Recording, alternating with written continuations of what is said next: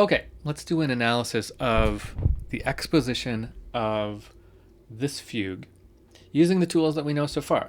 Okay, so when I'm analyzing a fugue, I may or may not analyze the chords. I should analyze all of the harmony, but that's not what I'm going to focus on right now. What I'm going to focus on right now is the elements of the fugue. Okay, so I'm going to start with the subject.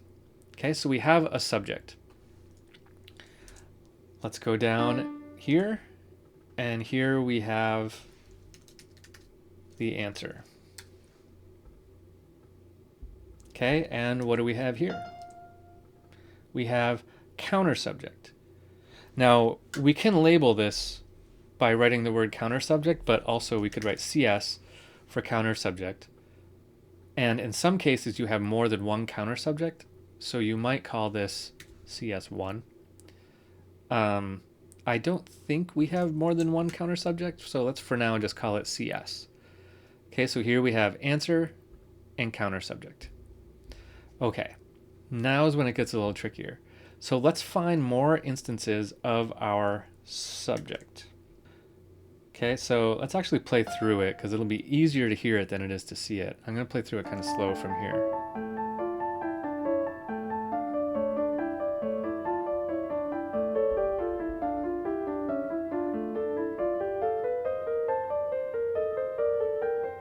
Okay, here we're kind of in some free counterpoint here.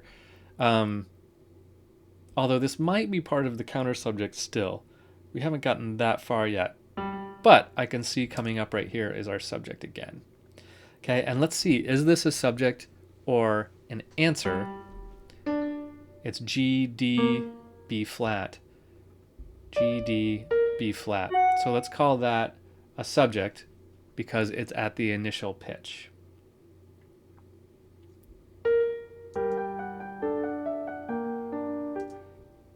And here we don't exactly have the counter subject.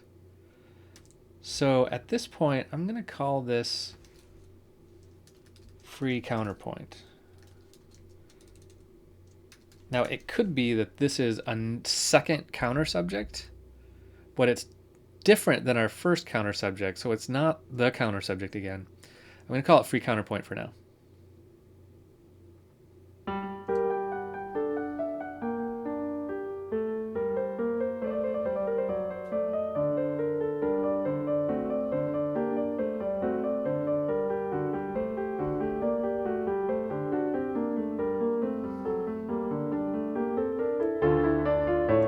Okay, there's another subject, although here we have D, A, F. That is our answer. I think that's an A. I changed it, remember? So now I changed it back. So this is our answer because it is a fifth away. So what's happening here? Is this free counterpoint or is this our counter subject?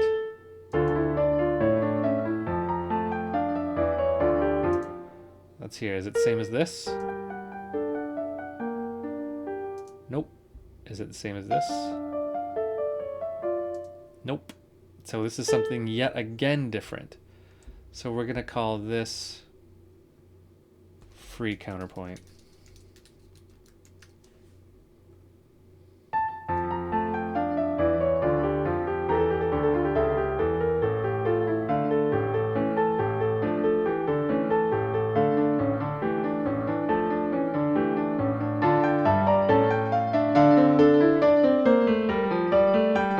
Okay, now I think we've reached the end of the exposition and we've moved on to the second section, which is called an episode, which we'll get into the next section.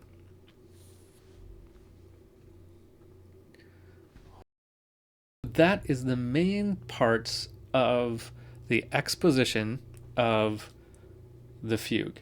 We have subject, counter subject, answers, free counterpoints, and that's it. And you might have a second counter subject. That's possible too. Okay. I'm going to give you this file again, I suppose, since I added these things to it. So this will be the same file, but it's got my notes here. And then we'll go on and talk about episodes.